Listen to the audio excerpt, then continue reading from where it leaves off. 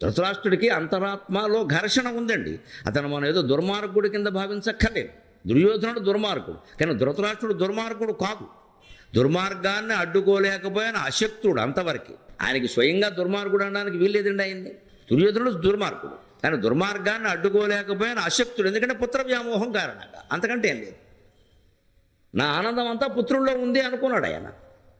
మనలో చాలామంది అలాగే అనుకుంటారు, మా అబ్బాయి బాగుండాలండి, మా అబ్బాయికి ఏమైనా అయితే నేను తట్టుకోవాలండి. అది వ్యాధి. ఎవరికైనా చూపించుకో వెళ్ళి. వాడికి ఏదో అయితే నువ్వు తట్టుకోలేకపోవడం ఏంటి? పెద్ద కబులు చెబుతున్నావు ఇక్కడ. పుత్రప్రేమ కాదు, వాడిని కూడా జడగొడుతుంది.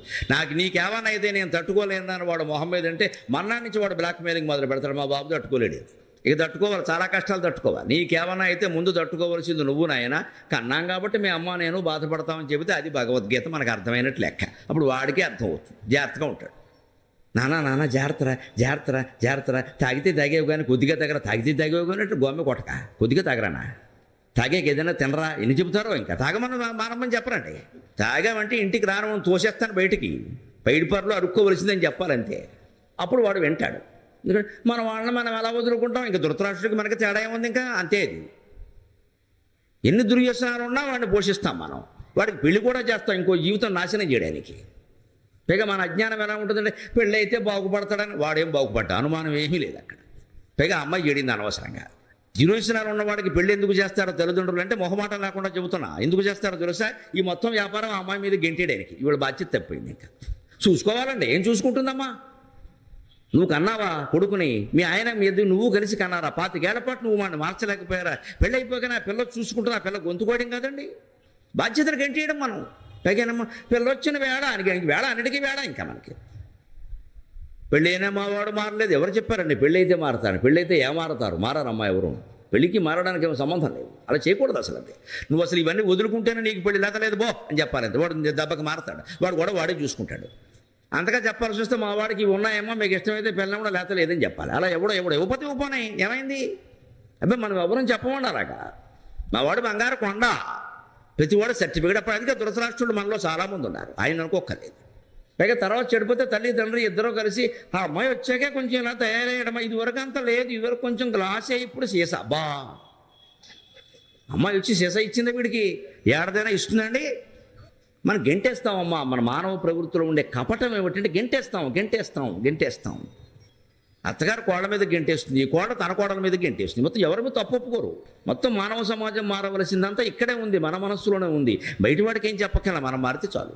అదే ధృతరాష్ట్రుడి ప్రవృత్తి. అందుకని నీతులు చెబుతూ ఆయన పరబ్రహ్మతత్వం అనగా అది కూడా చెప్పమన్నాడు. వెంటనే విదురుడు చూడండి ఎంత సంస్కారవంతుడో.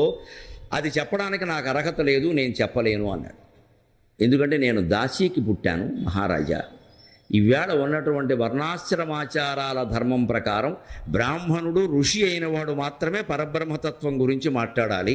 నేను శూద్రుణ్ణి కాబట్టి, దాసీకి పుట్టాను కాబట్టి నేను మాట్లాడడానికి వీల్లేదు. చట్టం ఒప్పుకోదు, ధర్మశాస్త్రం ఒప్పుకోదు. అంటే మరి ఎలాగయ్యా నాకు తెలవాలి కదా అంటే, మీకెందుకు నేను చెప్పిస్తాను కదా అని ఒక్క క్షణం 10 నిమిషాలు అక్కడ కూర్చుని అపూర్వమైనటువంటి ధ్యానం చేసి సనత్కుమారుణ్ణి ప్రార్థించి కిందికి దింపించి సనత్ సుజాతుణ్ణి ఆయన చేత చెప్పించారండి. విదురుని యొక్క గొప్పతనం అది. ఇప్పుడు ఎవరు బ్రాహ్మడో ఎవరు శూద్రుడో తేల్చండి. దేవతల్ని కిందికి దించగలిగిన శక్తి ఉంది విదురుడికి, అంత తపస్సంపన్నుడు. కానీ ఆనాటి వర్ణాశ్రమాచార ధర్మాలు ఏ ఉన్నాయో అవి పాటించాడు ఖచ్చితంగా. నీకు ఎంత శక్తి ఉన్నా సరే సమాజం విధించినటువంటి నియమ నిబంధనల ప్రకారమే నువ్వు ఉండాలి, అతిక్రమించడానికి వీల్లేదు. ఎందుకంటే ఇవాళ విదురుడు శక్తిమంతుడు కాబట్టి అతిక్రమిస్తే రేపు ఇంకో అశక్తిమంతుడు కూడా అతిక్రమిస్తే నేను ఎందుకు చేయాలంటాడు. అతనికి అంత నిష్ట లేదు, విదురుడికి ఉంది. అందుకే ఆయన ఈనాడు ఉన్నటువంటి చట్టాలు సంప్రదాయాల ప్రకారం పరబ్రహ్మతత్వాన్ని గురించి బ్రహ్మజ్ఞాని అయిన వాడు బ్రాహ్మణుడు చెప్పాలి. నేను బ్రహ్మజ్ఞానిని అయితే కావచ్చు, కానీ పుట్టుకరీత్యా నేను బ్రాహ్మణుడు కాదు. పోనీ ఈయన కాదనడానికి లేదంటే వ్యాసుడు స్వయంగా ఆయన పుట్టుక కారణం. వ్యాసుని కుమారుడు బ్రాహ్మణుడు కాదా? కానీ నా తల్లి దాసి. నేను ఇప్పుడు చెప్పడం మొదలు పెడితే ఈ ఉపన్యాసాలు ఇలాగా మొత్తం రకరకాల వాళ్ళందరూ మొత్తం ఉపన్యాసాలు ఇస్తారు. ఏమీ తెలిసినా తెలియకపోయినా సరే నువ్వేంది మాట్లాడేది, మేము మాట్లాడదాం అంటారు. దానికి కొన్ని అర్హతలు ఉంటాయి, తప్పదు, భరించవలసింది. ఈనాటి చట్టాలు అలా ఉన్నాయి. చట్టాన్ని అతిక్రమించని నేను గౌరవిస్తున్నా. అందుకని నాకు తెలిసినా సరే నేను చెప్పను మహారాజా, కానీ మీరు ఆసక్తి చూపిస్తున్నారు, కావాలంటున్నారు కాబట్టి నేను చెప్పిస్తాను అని అక్కడే కూర్చొని ఆయన ధ్యానం చేసి సనత్సుజాతుడిని, సనకుడు, సనందనుడు, సనత్కుమారుడు, సనత్సుజాతుడు అని నలుగురు వైకుంఠం కంటే పైన ఉండే సత్యలోకంలో ఉంటారు. వాళ్ళ బ్రహ్మమానస పుత్రులు. బ్రహ్మ వాళ్ళని పుట్టించి మీరంతా ప్రజాపతులై సంతానాన్ని వృద్ధి చేయండి, పెళ్ళిళ్ళు చేసుకోండి అంటే ఈ కర్మ మాకెందుకు వచ్చింది, లేనిపోను గడవ, మళ్ళీ పెళ్ళని, ఇంగ్లీష్ మీడియం అని, ఎల్కేజీ అని, యూకేజీ అని, టెక్నో స్కూల్ అని, ₹1,00,000 ఫీజు ఎవడు కడతాడు? ఇదంతా ఈ గోల. ఇంత చేస్తే ఈ కొడుకులు కొరిగి పెడతారో చదువుతారో మనకి తెలియదు. ఎందుకు వచ్చింది, మేము చేసుకోమన్నారు. అందుకే బ్రహ్మదేవుడు కోపం వచ్చి వాళ్ళ నలుగురిని, బ్రహ్మదేవుడికి కూడా కోపం వస్తుందమ్మా, ఎందుకు రాదు? అందుకని కోపం వచ్చి, నేను చెప్పిన మాట వినకుండా ఉంటారా మీరందరూ ఎప్పుడు ఎన్నేళ్ళు వచ్చినా సరే 5 ఏళ్ల పిల్లల్లా ఉండమన్నాడు. అలాగే ఉన్నారు వాళ్ళు. సనత్కుమారుడు, సనత్సుజాతుడు నలుగురు కూడా 5 ఏళ్ల పిల్లల్లాగే ఉంటారు. వాళ్ళకి అపారమైన జ్ఞానం ఉంది. వాళ్ళ వయస్సును బట్టి వాళ్ళని తక్కువ అంచనా వేయద్దు. నఖలు వయస్ తేజసో హేతు అంటాడు భర్తృహరి. నఖలు వయస్ తేజసో హేతు. వయస్సుకి ప్రతిభకి సంబంధం లేని విషయాలు లోకంలో చాలా చూస్తాం మనం. చిన్నపిల్లలు అద్భుతమైనటువంటి శక్తిని ప్రదర్శిస్తారు, జన్మాంతర సంస్కారం. అటువంటి సనత్సుజాతుడిని పిలిపించి ఆయన చెప్పించాడు. అదిగో ఆ సనత్సుజాతీయం 3వ రత్నం. వ్యాసుడు తిక్కన గారు భారతం ముగించాక వ్యాసుడి గురించి ప్రార్థన చేస్తూ, ఏదో రాశానయ్యా స్వామి, నీకు నచ్చిందో లేదో అని అంటే, తిక్కన గారి పుణ్యం వల్ల వ్యాసుడు కళలో కనపడి, నా 3 రత్నాలు ఏం చేశావు అన్నట్ట. అవి నీకే వదిలేశాను అన్నట్ట. తిక్కన గారు వాటిని అనువాదం చెయ్యాల. ఎందుకంటే కొన్ని మంత్రశాస్త్రపూతమైనటువంటి విషయాలు తెలుగు పద్యాల్లోకి మనకు తోచినటువంటి మాటల్లో అనువాదం చేసి రాసేయకూడదు. వేదం అటువంటిది, ఉపనిషత్తులు అటువంటివి, భగవద్గీత అటువంటిది, విష్ణు సహస్రం అటువంటిది, సనత్సుజాతీయం అటువంటిది. వాటిని సంస్కృతంలో ఆ భాషలోనే చెప్పుకోవాలి. ఊరికే భావం చెప్పాను కదా అంటే కుదరదు. అక్కడ అవి మంత్రపూతమైనటువంటి అక్షరాలు. వాటి వెనకాల బీజాక్షరాలు ఉన్నాయి, శక్తులు ఉన్నాయి, మహిమలు ఉన్నాయి, మంత్రశక్తి ఉంది. వాటిని ఆ భాషలో, దేవభాషలో అలాగే చెప్పుకోవాలి. మనం కూడా విష్ణు సహస్రం కానీ, భగవద్గీత కానీ, సనత్సుజాతీయం కానీ ఇలాంటివి చదివితే సంస్కృత భాషలో అది తాత్పర్యాలు చూసుకోవచ్చు. కావాలి తాత్పర్యాలు రాయొచ్చు, అర్థం కావాలి కదా. కానీ దాన్ని తెలుగు పద్యాల్లోకి రాశామంటారు చాలామంది. భగవద్గీత చాలామంది తెలుగు పద్యాల్లోకి రాశారు, ఒక్కటి కూడా వెలుగులోకి రాలేదు. మీరు గమనించండి, రాదు. తిక్కన గారు స్వయంగా రాసిన రాదు, ఆయనకు తెలుసు కాబట్టి రాయలేదా గొడవ లేదు. మొత్తం భగవద్గీత 700 శ్లోకాలు ఉంటే అక్కడ తిక్కన గారు 7-8 పద్యాల్లో మొత్తం సారాంశం చెప్పేశాడు. శేష పద్యాల్లో చెప్పేసి అంతటి యుద్ధము ప్రారంభమయ్యాను కొట్టుకున్నాడు, మొత్తం గొడవ లేకుండా. ఎందుకంటే ఇది తెలుగు పద్యాల్లో ఎక్కదని తెలిసాను. ఎందుకంటే తెలుగు పద్యాల్లో చెబితే తిక్కన గారి మీద ఉండే గౌరవంతో అది కంఠస్థం చేస్తారు, కానీ భగవద్గీతకు ఉండేటువంటి అసలతత్వం తెలియకుండా పోతుంది. విష్ణు సహస్రము అంతే, తిక్కన గారు అనువాదం చేయాల. శుచియును హంసుండు శుచిషత్తు పరముండు అని 4-5 శేషపద్యాలు రాసి వదిలేశాడు. 1000 నామాలు కలిపి అందులో ఊరికి ముఖ్యమైన పెంచుకొని 10-15 నామాలు చెప్పేసి వదిలేశాడు. మీరు అందులో చదువుకున్నారు. సనత్సుజాతీయం కూడా అంతే. ఆ 3 రత్నాల్లో ఒకటైనటువంటి రత్న రాజాన్ని గురించి మనం చెప్పుకోబోతున్నాం. యస్య స్మరణ మాత్రేణ జన్మ సంసార బంధనాత్ విముచ్యతే నమస్తస్మై విష్ణవే ప్రభవిష్ణవే శాంతాకారం భుజగశయనం పద్మనాభం సురేశం విశ్వాకారం గగన సదృశం మేఘవర్ణం శుభాంగం లక్ష్మీకాంతం కమలనయనం జ్యోతి హృద్యానగమ్యం వందే విష్ణుం భవభయకరం సర్వలోకైకనాథం. క్షీరోదన్వద భంగ భంగములలో శ్రీదేవి కన్పాపలో స్వామి క్షీరోదన్వద భంగ భంగములలో శ్రీదేవి కన్పాపలో నీరేజాసన సృష్టి జీవకళలో నీలాంబర వ్యాప్తిలో నీరేజాసన సృష్టి జీవకళలో నీలాంబర వ్యాప్తిలో సారోదార కవిత్వ సంపదలలో సత్యము ధర్మములో సారోదార కవిత్వ సంపదలలో సత్యము ధర్మములో నీ రూపం వగుపించు నిర్మల గుణ నిర్వాణ నారాయణ. క్షీరోదన్వద భంగ భంగములలో శ్రీదేవి కన్పాపలో నీరేజాసన సృష్టి జీవకళలో నీలాంబర వ్యాప్తిలో సారోదార కవిత్వ సంపదలలో సత్యము ధర్మములో నీ రూపం వగుపించు నిర్మల గుణ నిర్వాణ నారాయణ. ఇది మా అమ్మగారు విష్ణువు మీద చెప్పమంటే చెప్పిన పద్యం. అమ్మ విష్ణువు ఫోటో ఎదురుగా నా మీద అస్తమానం పద్యాలు చెబుతావురా, దేవుని మీద చెప్పరా అంటే చెప్పాను ఈ పద్యాన్ని. అలాగే ఇంకో రోజు ఆవిడ పుట్టినరోజు వచ్చింది, క్షీరాబ్ది ద్వాదశి. అప్పుడు కూడా అమ్మ పుట్టినరోజు కదా అని 80వ ఏట 85వ ఏట కూడా ఇంట్లో 10 మందిని పిలిచి హడావుడి చేసి ఏదో చేసి ఆవిడకు చీర పెట్టి మీ ఇద్దరం దండం పెడితే పరమానంద పడిపోయి పద్యం చెప్పరా అండి. అయితే నీ మీద అస్తమానం నా మీద చెబుతావు, దేవుడి మీద చెప్పు. అయితే ఏం చెప్పమంటావో చెప్పమన్నాను నేను. విష్ణుమూర్తి యోగనిద్రలో ఉంటాడు కదరా, ఎందుకుంటాడో చెప్పండి. తల్లి ప్రశ్న అండి, కొడుకు చెప్పడం నా అదృష్టం నిజంగా. నేను అడిగితే ఆవిడ చెప్పాలి. మరి చిన్నప్పుడు నేను అడిగితే చెప్పింది కదా. అప్పుడు వాళ్ళు మా అమ్మ కాదండి, నా వయస్సు ఉన్న వాళ్ళ తల్లులు అందరూ అంతే గొప్పవాళ్ళు, తండ్రులు కూడా. ఎంత గొప్పవాళ్ళు అంటే మా అమ్మ 3వ తరగతి చదివి మానేసింది, మాకు 8వ తరగతిలో లెక్కలు చెప్పేది ఆవిడ. అంత చదువు అది. ఆవిడ 3వ తరగతి చదివి మానేసింది. పసుపు రాసుకుని స్నానం చేయమని అనడంలో ఉద్దేశమే అది. పసుపు యాంటీబయాటిక్, పైగా తడి తగిలిన చోట ఎప్పుడు పసుపు ఉండాలి. ఆడవాళ్ళకి ఎందుకు ఎక్కువ చెప్పారు అంటే, ఆడవాళ్ళందరూ పూర్వం ఇంట్లోనే ఉండేవారు, వంట పనే చూసేవారు, గృహిణి అనేవారు. గృహిణి అంటే ఇంట్లోనే ఉంటుంది కదా, ఎప్పుడు నీటిలో ఉండేవారు. సహజంగా బావి దగ్గరికి వెళ్ళడం, నీళ్లు తెచ్చుకోవడం, ఇంట్లో వంట వండుకోవడం, వంటింట్లోనూ తడే, నువ్వు దగ్గర తడే, దారిలోనూ తడే, బతుకంతా తడే. మరి ఈ తడికి కాళ్ళు ఒరిసిపోతాయి సహజంగా. మీకు ఎప్పుడైనా వానలో తిరిగినప్పుడు కాళ్ళ మధ్యలో, వేళ్ల మధ్యలో కనుక ఒరిసిపోయి నెరిసిపోయినట్టు కనపడితే చిన్న మందండి, పసుపు నూనె రాయండి, వెంటనే తగ్గిపోతుంది. ఏం కంగారు పడక్కర్లేదు, దానికి డాక్టర్ దగ్గరికి వెళ్ళక్కర్లేదు. కాస్త నూనె పసుపు రాసి పైన కొద్దిగా నూనె రాసేస్తే అయిపోయాయి. కాస్త నూనె మధ్యలో మెల్ల రాసేసి దాని మీద పసుపు అంటించేస్తే అయిపోతుంది. అంత అరగంటలో పోతుంది. పసుపు నూనె అంత గొప్ప మందు. బొమ్మను కూడా పసుపుతోనే ఎందుకు చేస్తారు, తమలపాకుతో అంటే పసుపు పవిత్రం అంటే అర్థం. పవిత్రం అంటే ఆరోగ్యం, దయచేసి గుర్తుపెట్టుకోండి. పవిత్రం అంటే ఆరోగ్యం, అపవిత్రం అంటే అనారోగ్యం. లక్ష్మీకరం అంటే ఆరోగ్యం, శని అంటే అనారోగ్యం. అంతకంటే శని అయినా ఒకడు ప్రత్యేకంగా ఉండి మన నెత్తిమి కూర్చోడు. పిచ్చి నమ్మకాలు పెట్టుకోవద్దు. వాడికి బోళ్ళు పనులు ఉన్నాయి, మన నెత్తిమి వాడు కూర్చుంటాడు. పైగా నా నెత్తి మీద అసలే కూర్చోడు, ఖాళీ లేదు. నన్ను పట్టుకునే ఇది శనికి లేదు, పట్టుకోలేడు. సాధ్యంగా జుట్టు లేదు, ఏం పట్టుకుంటాడు? అనవసర భయాలు పెట్టుకోతుండే వాడు ఎవడు వచ్చి మన పట్టుకోడండి. అక్కడ శని అంటే అనారోగ్యం అమ్మా. గోళ్ళు కొరికితే శని అన్నారు. శని అంటే ఏంటి? నువ్వు గోళ్ళు కొరకడం చూసి వెంటనే శని నీ దగ్గరికి వచ్చి సెల్ఫీ దిగుతాడా? ఇప్పుడు గోళ్ళు కొరికాడు, వీడిని పట్టుకోవాలి, వాడికి పనే లేదా? నవగ్రహాల్లో ఒక గ్రహం శని, ఆ మాత్రం తెలియదా? సూర్యుడికి అతి దూరంగా ఉండేటువంటి గ్రహం శని, అతి నెమ్మదిగా నడిచేటువంటి గ్రహం శని. అందుకే శనిని సంస్కృతంలో శనైశ్చర అంటారు. శనై అంటే సంస్కృతంలో మెల్లగా, శనై అని కావ్యాల్లో ఉపయోగిస్తున్నట్టు మెల్లగా నడుతుంది. శనైశ్చరతీత శనైశ్చరక. నవగ్రహాల పరిస్థితి తెలిసే పెట్టారు ఆ మాటలు. వాళ్ళు శాస్త్రజ్ఞులే, వాళ్ళు కేవలం కవిత్వం చెప్పలేదు, ఊహించలేదు. వాళ్ళు తపోమయమైన దివ్య దృష్టితో నవగ్రహాలను మొత్తం పరిశీలించారండి మహర్షులు. ఇవాళ గొట్టాలు గొడుగులు పెట్టి వీళ్ళు ఎంత పరిశోధన చేస్తున్నారు. వాళ్ళు ఏ గొట్టాలు ఏ గొడుగులు లేకుండా మనస్సుని గొట్టంగాను గొడుగుగాను సమస్తంగా చేసుకుని తపోమయమైన దృష్టితో చూశారు. కాబట్టి ఆ విషయాలు వాళ్ళకి తెలిసాయి. యోగాభ్యాసం చేసేవారు ఎవరైనా గట్టి అభ్యాసం చేసి పూరక కుంభకం అంటారు, గాలి పైకి పీల్చిన తర్వాత ఇక్కడే ఈ కుంభకంగా మధ్యలో ఆజ్ఞాచక్రం దగ్గర అట్టు పెట్టేటప్పుడు ఆ కుంభకాన్ని బాగా అభ్యాసం చేస్తే ఏళ్ల తరబడి వాడి దృష్టి ఆ వాయువు ఏమవుతుందంటే వాడు అక్కడ బతుకుండగానే అలా ఉండగానే ఈ బ్రహ్మరంధ్రం దాటి బయటికి ఎడుతుంది, కొద్దిసేపు బయట విహరించగలుగుతుంది. అప్పుడు సూర్యలోకాన్ని చంద్రలోకాన్ని చూడగలుగుతాడు. యోగాభ్యాసంలో అంత శక్తి ఉంది. మనం దాన్ని ఏదో ఆరోగ్యం కోసం, జిమ్ కోసం, జమ్ము కోసం, ఫిజికల్ ఫిట్నెస్ కోసం ఈ దరిద్రపు మాటలు వాడద్దు. ఇంగ్లీష్ వచ్చి మొత్తం జడగొట్టింది జనాన్ని. అపూర్వమైన, అతీతమైన, లోకాతీతమైన, గుణాతీతమైన ప్రయోజనాలని ఇంగ్లీషు భాష కారణంగా ఒట్టి శరీరం కోసం, ఆరోగ్యం కోసం, ఆడాళ్ళని ఆకట్టుకోవడం కోసం ఈ దిక్కుమాలిన మాటలు అన్నీ వచ్చాయి. ఎందుకు ఈ ఫిజికల్ ఫిట్నెస్? దేనికి? ఎవరి ముందో పోజు కొట్టడానికా?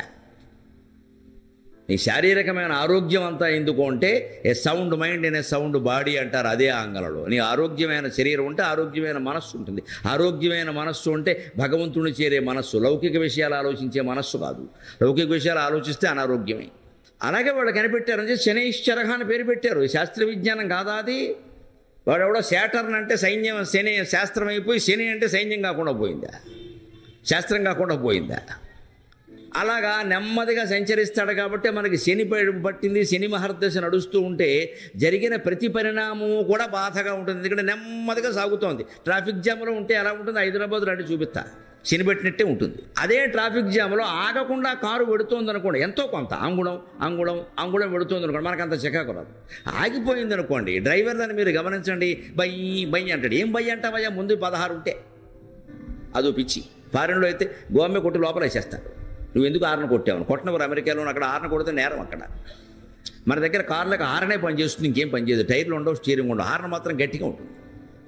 ఊరికే మోగిస్తాడు. ముందు 16 ఉన్నాయని తెలుసు, ట్రాఫిక్ ఆగిపోయింది తెలుసు. నువ్వు మోగిస్తే ఏం చేస్తాడు ఎదుటివాడు అంటే ఈ మోగించడం ఎందుకంటే అసహనం అంతకంటే ఏం లే. అక్కడ ఏం జరగదని తెలుసు. పట్టుకోవాలి. విష్ణు సహస్రం కూడా సహిష్ణుర్ జగదాదిజగ అంటారు. సహిష్ణు, సహనం కలిగి ఉంటేనే భగవంతుడు కనపడతాడు. పని మనిషి ఒక్క పూట రాలేదమ్మా, రాదు, ఇది ఇంతే, ఎప్పుడు ఇంతే, చచ్చిపోతున్నాం చేయలేక, దీన్ని మార్చేయాలి. ఇంత అసహనానికి లోనయ్యావు తల్లి, తోముకోవడం తప్పిందా? మళ్ళీ అది తర్వాత ఎప్పుడో మర్నాడు వచ్చిందనుకోండి, ఏమన్నా అంటే మానేస్తుందేమో అని చెప్పేసి మంగళహారతి అని హారతి పట్టు కూర్చోవడం అక్కడ. అది వచ్చేటప్పుడు మంగళహారత, అది లేనప్పుడేమో దాన్ని తిట్టుకోవడం. దేనికి ఇవన్నీ? ఇదే అసహనం అంటే. ఆపేయి, నీ పని నువ్వు చేసుకోక తప్పదు, ఉత్సాహంగా చేసేసుకో. ఈ పెట్టే రేవేదో వచ్చాక పెట్టు, దాని సంగతి నీ సంగతి తెలిపోతుంది. సహనం అంటే అదే, ఎలాగో చేసుకోవడం తప్పనప్పుడు ఈ అసహనం దేనికి? ఆ అసహనంలో మనం ఎలాగైతే చిందులేస్తామో, ట్రాఫిక్ జామ్లో డ్రైవర్ కూడా అంతే చిందులేస్తాడు. చిందులేస్తే ఉపయోగం ఒకటి వెళ్ళదు కదా. అంటే ట్రాఫిక్ జామ్లో ఎంత ఇరుక్కున్నా మీరు గమనించండి, కారు ఎంతో కొంత నడుస్తుంటే మనకి ఇబ్బంది లేదు, కానీ ఆగితే ఇబ్బందిగా ఉంటుంది. శనిగ్రహం ఎంత నెమ్మదిగా నడుస్తుంది అంటే ఆగిపోయినంత నెమ్మదిగా నడుస్తుంది. భూమికి సూర్యుడు చుట్టూ తిరగడానికి ఒక ఏడాది పడితే శనికి ఏకంగా 20 ఏళ్ళు 30 ఏళ్ళు పడుతుంది. ఓ 10 ఏళ్ళు, కనీసం 10 ఏళ్ళు పడుతుంది శాస్త్రజ్ఞులు చెబుతారు. అంత తేడా ఉంది. అందుకని సినిమా హరదేశం మనకి ఏదో పట్టేసినట్టు, పీకేస్తున్నట్టు, గొడవ పడిపోతున్నట్టు ఏమీ లేదు, మామూలుగానే ఉన్నావు. నీకు ఆ దశ పట్టిందని ముందు తెలుసుకోవడం వల్ల కాఫీ పట్టుకోవడం ఆలస్యం అనేసి శని. అందుకే కాఫీ రావడం. శనికి కాఫీకి సంబంధం ఏంటి? తాగేవాడు శని, ఇచ్చేవాడు కాదు. ఇలాగే అనుకుంటాం మనం. అంతకంటే ఏమి లేదు. శని అంటే అనారోగ్యం, లక్ష్మీప్రదం అంటే ఆరోగ్యం. అంతేగాని లక్ష్మీది వచ్చి నీ ఇంట్లో కూర్చోదు, ఆవిడకేం పని లేదు, వైకుంఠంలో ఉంది ఆవిడ. గోళ్ళు కొరకడం శని ఎందుకంటారని, గోళ్ళు కొరక్కపోతే గోళ్ల మధ్యలో మట్టి చేరుకుంటుంది, తడి ఎలాగో ఉంటుంది. తడి మట్టి కలిపితే బ్యాక్టీరియా క్రిములు పుట్టవాండి, మళ్ళీ కోరుకుతా పోతే నోట్లో పెట్టే లోపలికి వెళ్తే ఆహార నాళంలోకి వెళ్ళి లోపల అనారోగ్యం చేసింది లివర్ బాడీ. అందుకని గోళ్ళు కొరికితే శని అన్నారు. అందుకని గోళ్ళు కొరకడం వల్ల ఐశ్వర్యాలు పోతాయని కాదు, ఐశ్వర్యం ఏం పోదు. దానికి ఐశ్వర్యానికి సంబంధం లేదు. ఐశ్వర్యం పోతుంది. అనారోగ్యం వస్తే ఆసుపత్రికి వెడతావు కదా, ఆ రకాన్ని అమ్మిస్తాడు వాడు, అందుకని పోతుంది. ఆ రకంగా పోతుంది. అర్థం చేసుకోవాల్సిన విధానం ఇది. లక్ష్మీప్రదం అంటే ఆరోగ్యం, శని అంటే అనారోగ్యం. అంతకంటే ఏం లేదు, కంగారు పడక్క. అలాగే పవిత్రం అంటే ఆరోగ్యం, అపవిత్రం అంటే అనారోగ్యం, అంతే. అంతకుమించి ఆలోచించదు దాని గురించి. ఇక అది ఇంట్లో ఉంటే ఏదో జరుగుతుంది, ఏమీ జరగదు. మన ఇద్దరం ఉంటేనే ఇంట్లో ఏం జరగలే, మొత్తం ఆకుల వల్ల పువ్వుల వల్ల జరుగుతాయి పిచ్చి మాటలు. కానీ ఇద్దరు మొహాలు ఉన్నారు ఇక్కడ, మొగుడు పెళ్ళాలి, ఏమీ జరగట్లేదు, దెబ్బలాటలు తప్ప. ఇంక వస్తువుల వల్ల ఏం జరుగుతాయి? ఈ పుస్తకం వింటూ ఉంటే పుణ్యం, ఈ విగ్రహం వింటూ పుణ్యం, అవన్నీ పిచ్చి నమ్మకాలే. ఏ విగ్రహాలు ఉండని, ఏ పుస్తకాలు ఉండని, నువ్వు మొత్తం ఇల్లంతా దీపాలంటే కొంపలు అంటుకుపోతాయి తప్ప కొంపేం బాగుపడదు. నీ మనసు మార్చుకోవలసిందే, బుద్ధి మార్చుకోవలసిందే. అది పెడితే శుభం, ఇది తీసేస్తే అశుభం, ఈ పిచ్చి మాటలు దయచేసి నమ్మకండి. దీనివల్లే జాతి మొత్తం పాడవుతాం. అంత దేవుణ్ణి పసుపు ముద్దలో పెట్టి ఎందుకు చేస్తారు అంటే, దేవుణ్ణి తయారు చేయడం ఇంత తేలికయా, చేరుకోవడం కష్టం. కానీ నీకు అర్థం కావట్లేదు. పసుపు ముద్ద, మళ్ళీ అక్కడ క్రిములు చేరకుండా ఆయన్ని సేవిస్తే చాలు. వినాయకుడు లక్షణం ఏమిటంటే, అర్ఘ్యపాద్యములకు ఆలస్యమైన ఊరుకొనడు, వేరు కోరుకొనడు. వినాయక చవిత్రాడు ఆయనే మరి 16 ఇళ్ళు తిరగాలి ఇంటింటికి. మరి అంతే కదా, అందులో ఎలక వాహనం, చాలా తొందరగా వెళ్ళాలి. అసలు అది కదలనే కదలదు. అందుకని ప్రతి ఇంటికి వచ్చి ఏమంటాడు, తొందరగా పెట్టి అంటాడు. కొంచెం నువ్వు ఆలస్యం చేస్తూ ఏదో ఒకటి పెట్టేవమ్మా, నేను వెళ్ళాలి మళ్ళీ పక్కింటికి అంటాడు. అందుకని వినాయక పూజ లెక్క ప్రకారం మనం పొద్దున లేవగానే ముందు స్నానం చేసి పూజ చేసేసుకొని మిగిలిన పనులు చూసుకోవాలి. అందుకని ఆయన అంతకంటే కోరుకునేది ఏం లేదు. ఆ సమయానికి ఆయనకు రాగానే కాఫీ టీలు ఇచ్చేసినట్టుగా ఆయన ఇచ్చేసేస్తే, ఆయనకి అర్ఘ్యపాద్యాలతో పూజ చేసేస్తే, అమ్మయ్య ఆ మంచివమ్మ నువ్వు మీ ఆయన సుఖంగా ఉండండి పిల్లలతో సహా, నేను పక్కింటికి వెళ్ళొస్తా, మళ్ళీ ఏడాదికి అని వెళ్ళిపోతాడు. అంతకంటే ఏం కోరుకోడు. అల్ప సంతోషి, ఏమీ కోరుకోడు. ఆయన ముందు నిలబడి 2 గుంజులు తీస్తే పాపం ఎంత కష్టపడుతున్నాడో అనుకుంటాడు. అంత అల్ప సంతోషం కలిగినటువంటి దైవం. పసుపు ముద్దలోన పరమ పవనమూర్తి కొలువుదీరినాడు కొలువరండు. అర్ఘ్యపాద్యములకు ఆలస్యమైన ఊరుకొనడు, వేరు కోరుకొనడు. అటువంటి వినాయకుడు గ్రంథస్థం చేసినటువంటి విష్ణు సహస్రాన్ని మనం 3 రోజుల పాటు చెప్పుకోబోతున్నాం. భారతాన్ని వ్యాసుడు 1700 శ్లోకాల్లో రచించాడు. తెలుగులో నన్నయ, తిక్కన, ఎర్రన మొత్తం 3 కలిపి 21,697 పద్యగద్యాలు రచించారు. అంత 1,00,000 శ్లోకాల భారతాన్ని వీళ్ళే 21,697 గద్య పద్యాలకి తగ్గించారు. అంటే ఇంచుమించు 5వ వంతు. ఎన్నో విషయాలు భారతంలో చెప్పాడు. అందులో అన్నీ తెలుగు పాఠకులకు అనవసరమనే వీళ్ళు తగ్గించారు. కొన్ని చోట్ల పెంచారు. మన కవిత్రం ఎక్కడ అనౌచిత్యం చెయ్యలేదు. ఏది అవసరమో అదే చెప్పారు. అన్నీ మనకు అనవసరం. అవసరమైన వాళ్ళు మూల భారతం చదువుకుంటారు, దానికే ఉంది. కానీ వినాయకుడు ఆ 1,700 శ్లోకాల భారతాన్ని కూర్చుని రాశాడు. చాలా ఓపికగా రాశాడు. పైగా ఈయనకి స్థూలకాయం, తొడలావు, మెడలావు, తొండం లావు, అన్నీ లావే. కూర్చుని రాశాడు. మహా ఓపికగా రాశాడు. అందుకే మొత్తం భారతంలో సారాంశంగా 3 రత్నాలు చెబుతారు, త్రిరత్నములు అంటారు. తిక్కన గారు ఆ త్రిరత్నాలు కూడా అనువాదం చేసేటువంటి అవకాశం తిక్కన గారికే వచ్చింది. ఏమిటి ఆ త్రిరత్నాలు అంటే భగవద్గీత ఒకటి, విష్ణు సహస్రం ఒకటి, సనత్సుజాతీయం ఒకటి. భగవద్గీత మనకు తెలుసు, యుద్ధం సందర్భంలో కృష్ణుడు అర్జునుడికి చెప్పాడు. విష్ణు సహస్రం భీష్ముడే ధర్మరాజుని కృష్ణుడిని అందరినీ కూర్చోబెట్టి చెప్పాడు. అదే మనం ఇప్పుడు 3 రోజులు చెప్పుకోబోయి. ఇక సనత్సుజాతీయం అనేది యుద్ధానికి ముందు ధృతరాష్ట్రుడు యుద్ధం గురించిన ఊహల వల్ల ఆయన మనస్సంతా పాడైపోయి సంక్షోభంలో ఉంటే విదురుణ్ణి పిలిచి 4 మంచి మాటలు చెప్పమని అడుగుతాడు. అప్పుడు ఏర్పడింది సనత్సుజాతీయం ఏర్పడిన విధానం అది. విదురుణ్ణి పిలిచి ఈయన ధృతరాష్ట్రుల్లో ఒక లక్షణం ఏమిటంటే మనస్సు బాగా లేనప్పుడల్లా ప్రవచనాల క్యాసెట్లు మనం కారులో వింటూ ఉంటాం చూడండి, వింటాడు, ఏదీ చెయ్యడు, చాలా మహానుభావుడు ఆయన. మనము అంతే, శుభ్రంగా కారులో ఇలా కీ తిప్పగానే ఎవరిదో ప్రవచనం వచ్చేస్తుండే. మా కారులో ఎప్పుడు ఆయన ప్రవచనాలు ఉంటాయి, ఊరికే ఉంటాయి, అదో క్యాసెట్, నువ్వేమీ చెయ్యవు మాకు తెలుసు. ఇక కీ తిప్పగానే వస్తుందని ఎక్కడ మొదలైంది, అది మధ్యలో మొదలైంది, ఏమి వినలా. మళ్ళీ ఏదో ఆపేవు, బ్రేక్ వేసావు, ఆగిపోయింది, ఏం విన్నావు? మన బుర్రకు పట్టేసే విషయం ఏంటంటే ఆ మాటలు వినడమే పుణ్యం, విను, 1000 జన్మలు విను, ఏమీ బాగుపడవు. చెప్పినవాడు బాగుపడతాడు క్యాసెట్లు అమ్ముకుని. అంటున్నాము అంటే ధృతరాష్ట్రుడు విదురు నీతి విన్నట్టు వినకూడదు. ధృతరాష్ట్రుడు 100 నీతులు విన్నాడు, ఏదీ ఆచరించలేదు. పైగా ఏమనేవాడంటే మనస్సు బాగోలేదు విదురా, 4 మాటలు చెప్పు అంటే విదురుడు సైకాలజిస్ట్ అనమాట, కౌన్సిలింగ్. ఈయన వినడానికి విదురుడు తెలుసు, ఈయన ఆచరించడని వింటాడు, కానీ ఆచరించడం తెలుసు. కానీ విదురుడు ఎందుకు చెప్పాడు అంటే మంచి మాట చెప్పమన్నప్పుడు విన్నవాడు అడిగినవాడు వినకపోయినా పాటించకపోయినా వినకున్నను ఉచ్చరించడు మాటకు ఈశ్వరుండైన మెచ్చును కదా అంటాడు ఆముక్తమాల్యదులో కృష్ణదేవరాయ. వినకున్నను భూతహితంబు కోరి ఉచ్చరించుడు మాటకు ఈశ్వరుండైన మెచ్చును కదా అంటాడు. ఈయన వినకపోయినా సరే సమాజం మేలు కోరి మనం మంచి మాటలు చెబితే ఇవాళ కాకపోతే రేపైనా వేదవాక్యాల్లాగా వ్యాపిస్తాయండి. ఖచ్చితంగా చెప్పేవాడు చెప్పే తీరాలి. ఎవరు విన్నారు, ఎవరు చేశారు, అది వేరే విషయం, వారి ప్రాప్తానికి సంబంధించిన విషయం. అందుకే మేము అదే విదురవాక్యాన్ని దృష్టిలో పెట్టుకుని మేము చెబుతాం. లేకపోతే ఈ సమాజం మీద మాకు రోజుకోసారి విరక్తి వస్తుంది, రోజుకోసారి. ఎందుకిది ఎవడికి కావాలి, ఎవడు చేస్తున్నాడు, ఎందుకు. కానీ అదే ఉత్సాహం అంటే విదురుడి కంటే గొప్పవాళ్ళమా, ఆయన చెప్పాడు కదా ధృతరాష్ట్రుడు వినకపోయినా. కానీ ఆవేళ విదురునికి తల మిగిలిపోతే ఈవేళ మనం చెప్పుకుంటున్నాం కదా మళ్ళీ దాన్ని. మరి 10 కాలాల పాటు నిలబడాలి అంటే ఎవడూ కావ్యం రాయకుండా, ఎవడూ చెప్పకుండా, ఎవరూ దానికి వ్యాఖ్యానం రాయకుండా, ఎవరూ ప్రవచనాలు చెప్పకుండా ఎలా నిలబడతాయండి? నిలబడాలి కదా. అందుకని విదురుడు చెప్పాడు.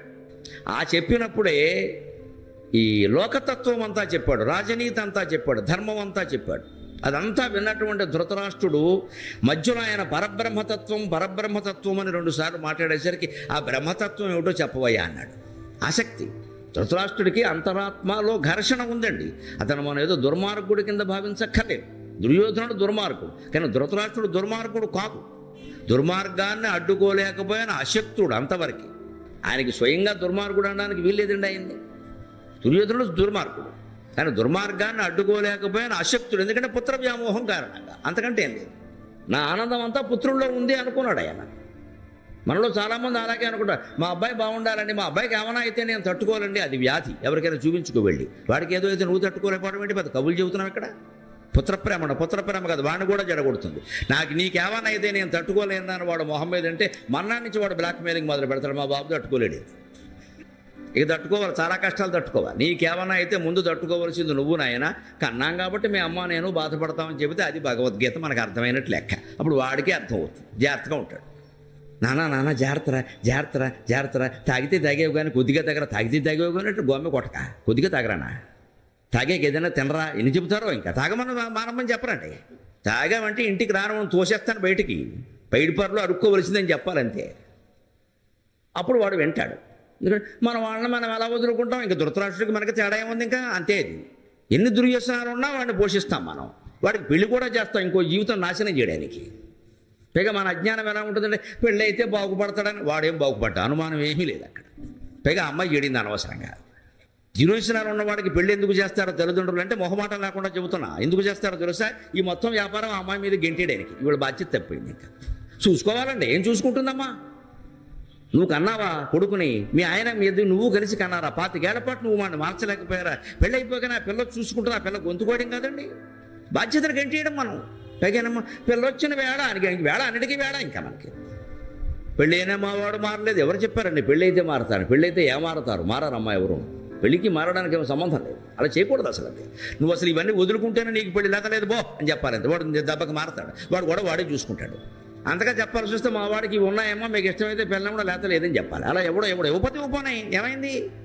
అబ్బాయి మనం ఎవరని చెప్పమండి అలాగా. మా వాడు బంగారు కొండ, ప్రతివాడు సర్టిఫికేట్. అప్పుడు అందుకే ధృతరాష్ట్రుడు మనలో చాలామంది ఉన్నారు. ఆయన అనుకోక్కర్లేదు. లోకంలో ఉండేటువంటి కార్యక్రమాలన్నీ జరగడానికి పగటిపూట 12 గంటల్లో ఏ పని జరిగినా సూర్యకాంతే కారణం. సూర్యకాంతి లేకుండా ఏం చేస్తామండి? అంటే అన్నిటికీ ఆయన కారణం అవుతున్నాడు. కానీ ప్రత్యక్షంగా ఆయన దేంట్లోనూ పాల్గొనలేదు. ఆయన దారిని ఆయన ప్రకాశిస్తున్నాడు తప్ప.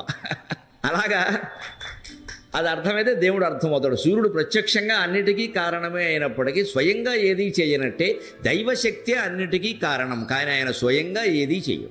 అన్ని రూపాలు ఆయనవే, కానీ ఆయన స్వయంగా ఏ రూపము కాదు. మూర్ఖత్వాలు పనికిరావు. ఈ రూపం గొప్పదా, ఆ రూపం గొప్పదా, ఈ దేవుడు కంటే ఆ దేవుడు గొప్పవాడా, ఎవరైతే బాగా పవర్ఫుల్ అని మన రాజకీయ మాటలు ఇక్కడ మాట్లాడకూడదు. అసలు పవర్ఫుల్ ఇవిడు దరిద్రం. ఎంఈఓ డిఈఓ లాగా ఏవో విద్యాశాఖలో ఉంటాయి. అలాగే ఏమైనా పవర్ఫుల్ అంటే అర్థం ఏమిటి? పవర్ఫుల్ కాకపోతే దేవుడే కాదు.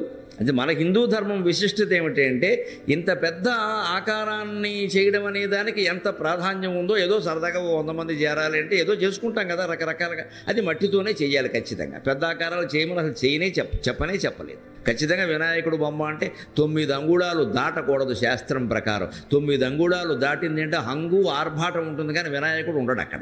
ఆయనకి అది కుదరదు. అది 9 అంగుళాల బొమ్మ సరిగ్గా అంతే. అది కూడా మట్టితోనే చెయ్యాలి.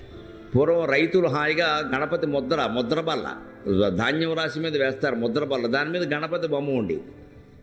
ధాన్యం రాశి చేలో పెట్టిన తర్వాత దాని మీద అది ఎవరు ధాన్యం దొంగిలించకుండా ఉండడానికి, దొంగిలించినా మనకి తిరగడానికి ముద్రలు వేసేవారు. ఆ గడ్డి కాల్చి ఆ రైతుల యొక్క ప్రవృత్తి ఎలాంటిది అంటే అన్నీ అక్కడే. వాళ్ళు ఏది ఎవరిని అడగాల్సిన పనుల, స్వయం సమృద్ధం. ధాన్యం అక్కడే, దాని మీద కప్పడానికి గడ్డి అక్కడే, దాని మీద ముద్ర వేయాలి. ఆ ముద్ర వేయడానికి నుసి కావాలి, నుసి కావాలి. ఆ గడ్డి కాల్చేవారు. అది మెత్తగా ఇలా చేసేవాడు ఒక ఆయన కూర్చొని. దాని మీద ఈ ముద్ర బల్ల పోసా ఆ ముద్ర ఆ నుసి ఆ ధాన్యం కుప్ప చుట్టూ ఒక 5-6 చోట్ల పెట్టేవారు ఆ నుసిలాగా. దాని మీద ముద్రబలు పట్టుకెళ్ళి ఓ ముద్ర వేసేవాడు, గణపతి బొమ్మడి. అంత తేలిగ్గా దేవుణ్ణి తయారు చేసి ఆరాధించినటువంటి జాతి ఇవాళ లక్షలు కోట్లు ఖర్చు పెట్టేస్తున్నాం ఆరాధన కోసం. మళ్ళీ బయటికి వెళ్ళిన తర్వాత శుభ్రంగా గణేశ వైన్స్ అని పెట్టేయడం, మేము బాగుపడ్డామండి గణేశుడు వల్ల అంటాం. నీ ఆరాధన దేనికి? గణేశ వైన్స్ పెట్టడానికా?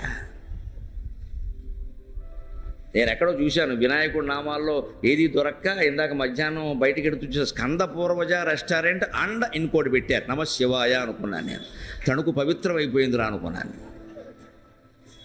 అసలు స్కంద పూర్వజకి అర్థం చెప్పమనండి పెట్టినవాడిని. తెలియదు. ఎవరో చెప్తాడు జ్యోతిషునికి ఎస్తో పెడితే కలిసి వస్తుందని చెప్తాడు. ఎస్ అంటే సారా కాబట్టి. బారు ఉండేదానికి పేరు స్కంద పూర్వజ. ఇంకెంతకంటే ఏం దొరకలేదా? నేను చూసి ఆశ్చర్యపోయాయి, ఇంత దారుణంగా ఉంది భక్తి అని. స్కందుడు అంటే కుమారస్వామి, ఆయనకంటే ముందు పుట్టాడు వినాయకుడు. ఆయన గౌరవించే విధానం మనం బారులోనా?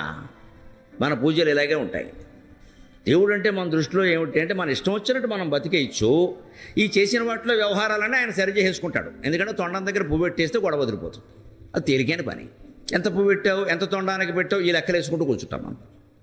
ఇక ఎక్కడి నుంచి తొండం పూజ, రేపు ఆంజనేయ స్వామి వస్తే తోక పూజ.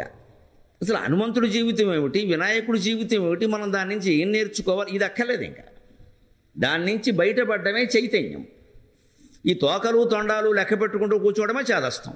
ఈ 3 రోజులు మనం విష్ణు సహస్రాన్ని చైతన్యపూర్వకంగా చెప్పుకుంటాం, చేదస్తం వదిలించే విధంగా చెప్పుకుంటాం. ఎంత తేలిక భగవన్మూర్తిని తయారు చేయడం నువ్వు మనస్సు దృష్టి పెడితే అంటే పసుపు ముద్ద తీసుకుంటే చాలంతే. పసుపు ముద్దలో ఉన్న పరమ పావనమూర్తి కొలువు తీరినాడు కొలువరండు. అంత పావనమూర్తి, అంత జగదేక పావనుడు. గణానాం ద్వాగణపతిగం హవామహే కవిం కవీనాం ఉపమశ్రవస్తమం జ్యేష్ఠరాజం బ్రహ్మణాం బ్రహ్మణస్పద ఆనశృణ్వన్నూతిభిస్సీదసాదనం అని వేదంలోనే ప్రథమంగా ప్రార్థింపజేయబడినటువంటి బృహస్పతి స్వరూపం కూడా అయినటువంటి గణపతి ఇంత పసుపు ముద్దలో ఇమిడిపోతున్నాడండి. అది కూడా పసుపే. ఎందుకు అంటే పసుపు క్రిమి సంహారిణి. దేవుడు విగ్రహం దగ్గరికి ఎప్పుడు చీమలు దోమలు పురుగులు రాకుండా మనమే జాగ్రత్త పడాలి. ఆ విగ్రహాన్ని తయారు చేసేటప్పుడు, ఆ విగ్రహానికి నైవేద్యాలు పెట్టేటప్పుడు, ఆ విగ్రహానికి పూజలు చేసేటప్పుడు, దానికి దండలు వేసేటప్పుడు ఈ జాగ్రత్త తీసుకోవాలి. నా దారిని నేను వేసేస్తానని 16 దండాలు దేవుడి మీద వేసేస్తే అందులో పురుగులన్నీ వినాయకుడి మీదే తిరుగుతూ ఉంటాయి. ఆయనకి చికాకు వచ్చేస్తుంది, ఎవడేమనండి నిన్న దండ అంటాడు. దేవుడి విగ్రహాన్ని మనం కాపాడుకోవాలంటే అది పురుగులు చేరకూడదు, అక్కడ చేరకుండా మనమే జాగ్రత్త పడాలి. అందుకే పసుపుతో వినాయకుడిని చేస్తే పురుగు చేరే సమస్యలే, చేరితే చచ్చిపోతుంది వెంటనే. పసుపు యాంటీబయాటిక్, పసుపు రాసుకుని స్నానం చేయమని అనడంలో ఉద్దేశమే అది. మేము చదివినటువంటి రోజుల్లో ఆ తరగతుల్లో ముందు ఆ పుస్తకం కంఠస్థం చేయించేవారు. అమ్మ, ఆవు, ఇల్లు, ఈశ్వరుడు అని మొదలుపెట్టి వరుసగా పుస్తకం అంతా కంఠస్థం చేయించేవారు. పాఠం అప్పగించుకోవడమే, మాస్టారు ఇలా టెక్కు పెట్టేసి చెప్పి ఇంతవరకు అప్పగించాలి రా అబ్బాయి అనేవారు. రోజుల్లో అదే చదివేవాడు. తెలుగు పుస్తకం నోటికి రానివాడు ఆ తరగతిలో తప్పినట్టే లెక్క. తెలుగు పుస్తకం మొత్తం అప్పగించాలి. అలాగే పాఠం కంఠస్థం చేయడం. చిన్నపిల్లలకి ధారణా శక్తి చాలా విపరీతంగా ఉంటుంది. మమ్మల్ని ఏదో ధారణ అంటారు కానీ నిజానికి 10 ఏళ్ల లోపు పిల్లలు సరిగ్గా ధారణ చేయాలని పట్టుబడితే నన్ను మించి ధారణ చేయగలరు, సందేహమే లేదు. మీ పిల్లల్ని అనుమానించకండి, ఏదో చిన్నపిల్లలు, వాళ్ళకి ఆ ధారణా శక్తి చాలా గట్టిగా ఉంటుంది. అందుకే ఆ చిన్నతనంలో పద్యాలు, శ్లోకాలు, ఇంగ్లీష్లో కూడా ఉండేటువంటి స్టాంజాలు వంటివి బాగా కంఠస్థం చేయడం నేరం. ఎందుకంటే ఆ చిన్న వయస్సులో అవగాహన శక్తి తక్కువ ఉంటుంది, ఈ అధ్యయన శక్తి, కంఠస్థం చేసేటువంటి శక్తి ఎక్కువ ఉంటుంది. విన్నదాన్ని బట్టి గుర్తుపెట్టుకుంటారు వాడు. అందుకని ముఖ్యంగా తల్లి కానీ తండ్రి కానీ పద్యాలు పాడుతూ ఉంటే పైకి దాన్ని వెంటనే పిల్లలు కంఠస్థం చేస్తారు. అలాగ తెలుగు పుస్తకం మొత్తం కంఠస్థం చేయించేవారు. ఆ రకంగా అమ్మ, ఆవు, ఇల్లు, ఈశ్వరుడు అనే మాటలు మొదట కనపడితే మాకు అప్పుడే అర్థమైంది. తర్వాత పెద్దలు చెప్పడం వల్ల ఇవి సామాన్యమైన మాటలు కావు. మానవ జీవితంలో సాధించవలసిన 4 పురుషార్థాలని ఈ 4 మాటల్లోనూ పెట్టారు అని మాకు అర్థమైన తర్వాత కాస్త పరిశోధనాత్మక దృష్టితో ఆలోచిస్తే నాకే తోచింది. ఊరికే ఎందుకు పెడతారు అవి? అమ్మ అంటే ధర్మం, ధర్మార్థ కామ మోక్షాలు కదా మనం సాధించాల్సినవి. హిందూ ధర్మం ప్రకారం మనిషి ధర్మంగా ఉండాలి, ఆ ధర్మంగానే అర్థం సంపాదించాలి, డబ్బు. ఆ ధర్మంగా సంపాదించిన అర్థంతోనే కోరికలు తీర్చుకోవాలి, అదే కామపురుషార్థం. ఇక ఆ కోరికలు ఎప్పుడూ అలా పుడుతూనే ఉంటాయి, విపరీతం ఎంత తీరినా పుడుతూనే ఉంటాయి. కాబట్టి ఆ కోరికల్లో పడి కొట్టుకుపోకుండా మోక్షం కోసం ప్రయత్నం చేయాలి. ఇదే జీవిత సారం. అంచేత హిందువు అయిన వాడెవడు ఆందోళన చెందడు. హిందువు జీవితం నిర్ధారితం, నిశ్చితం, ఖచ్చితంగా ప్రణాళికాబద్ధం. జీవిత లక్ష్యాలు ఏమిటంటే 4: ధర్మం, ధర్మం ద్వారా అర్థం, ధర్మార్థం ద్వారా కామం, కోరికలు తీర్చుకోవడం పరిమిత పద్ధతులు. ఇష్టం వచ్చిన కోరికలు కాదు అక్కడ.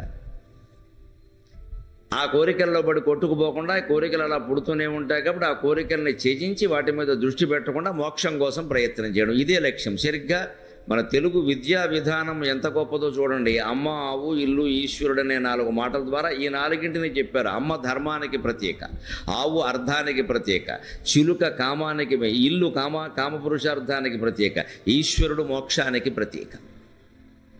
ఎందుకంటే అమ్మ నుంచే మనం ధర్మాలన్నీ నేర్చుకుంటాం. ముందు పుస్తకం ద్వారా తెలుసుకుంటాం. పుస్తకం కంటే ముందు అమ్మ చెబుతుంది, ఇలా కూర్చోవాలి, ఇలా కూర్చోకూడదు, ఇలా ఉండాలి, కాళ్ళు కడుక్కోవాలి, ఇలా కాళ్ళు కడుక్కోకుండా అన్నం తినకూడదు, చేతులు కడుక్కోకుండా అన్నం తినకూడదు, పెద్దవాళ్ళు వచ్చారు కూర్చున్నాయేమిటి లేచి నిలబడు, అన్నం ఏదో ఊరికి నెక్కలు వేసుకుని చొక్కా లేకుండా ఉండడం అనుకో, వారు ఎవరో వచ్చారు చొక్కా వేసి అలా కనపడకూడదు, ఇలా అన్ని ఆచరణపూర్వకమైన ధర్మాలన్నీ తల్లి చెబుతుంది. అందుకని అమ్మ ధర్మానికి ప్రత్యేక, ఆవు అర్థానికి ప్రత్యేక. ఆవు అంటే పాడి పరిశ్రమ, ఒక ఆవే కాదండి, గేదెలు అన్నీ వస్తాయి, పశుజాతి అంతా.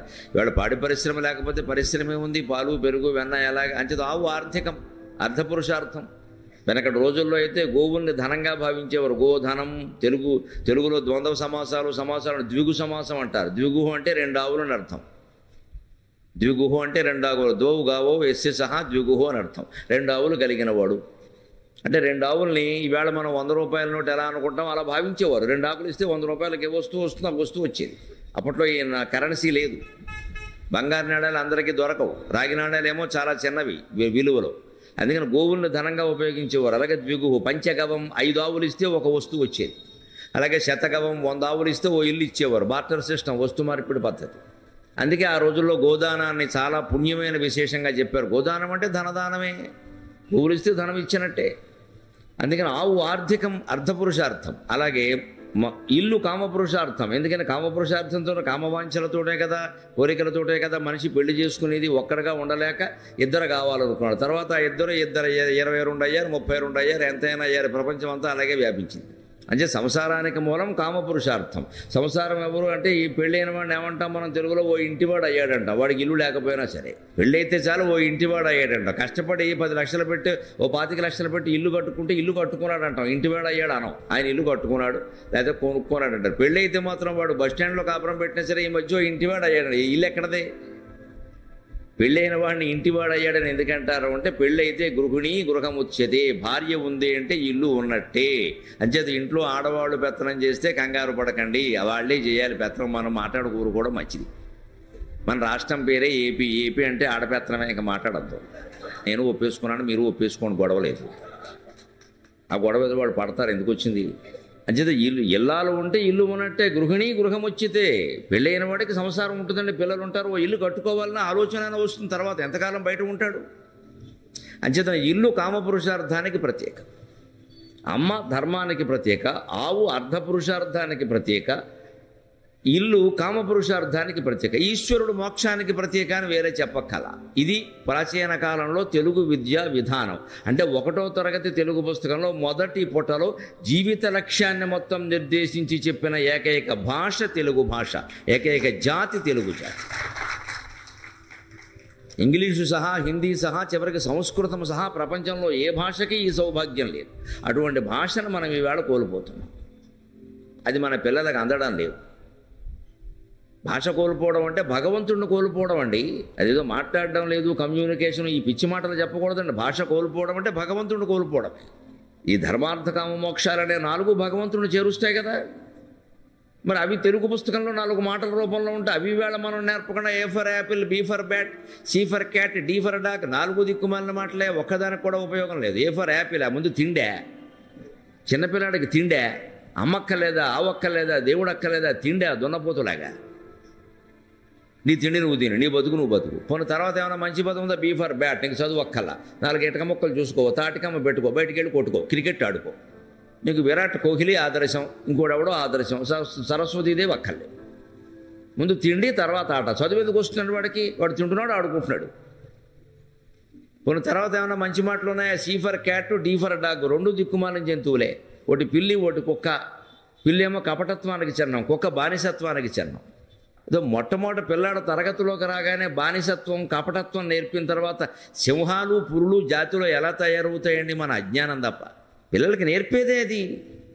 వాడు ఆ కుక్కని పిల్లని ఆదర్శంగా తీసుకుని అలాగే బతుకుతున్నాడు. పిల్ల ఏం చేస్తుంది? మన దారిని మనం ఉంటే అది మేమని కూడా అనుకుని నెమ్మదిగా వచ్చి మూత తీసి పాలు దాకా వెళ్ళిపోతుంది. అలాగే మొత్తం దోచేసుకుంటాడు ప్రపంచాన్ని, తెలియకుండా మొత్తం. నెమ్మదిగా ముందు చేరి మీరు 5,000 కట్టండి, మీకు అందులో 3,000 మీకే ఇస్తామన్నా, 2,000 తర్వాత బహుమతి రూపంలో ఇస్తామన్నా, ఇలా మొత్తం మీరు 10 మందిని చేర్పించండి అన్నాం, 10 మంది మళ్ళీ 10 మందిని చేర్పించండి అన్నాం. మొత్తం ఇలాగ 1,700 కోట్లు పోగైన తర్వాత మొత్తం వీళ్ళందరూ వెళ్ళిపోవడం, గొడవలేదు. ఇంకా ఇదంతా పిల్లి ప్రవృత్తి, పిల్లల ప్రవృత్తి కాదు, పిల్లి ప్రవృత్తి. ఇంత దౌర్భాగ్యపు విధానంలో ఉన్నాం కాబట్టి నేను ఈ పద్యంతో ప్రారంభిస్తున్నా. మన తెలుగు పొత్తము మారు త్రిప్పటము. మనం మర్చిపోయినటువంటి ఆ తెలుగు పుస్తకాన్ని ఓసారి మళ్ళీ తిరగేస్తే మన జాతి ఏమిటో, మన నీతి ఏమిటో, మన ధర్మం ఏమిటో, మన రీతి ఏమిటో తెలుస్తుంది. అందుకోసం మనం ప్రయత్నం చేద్దాం.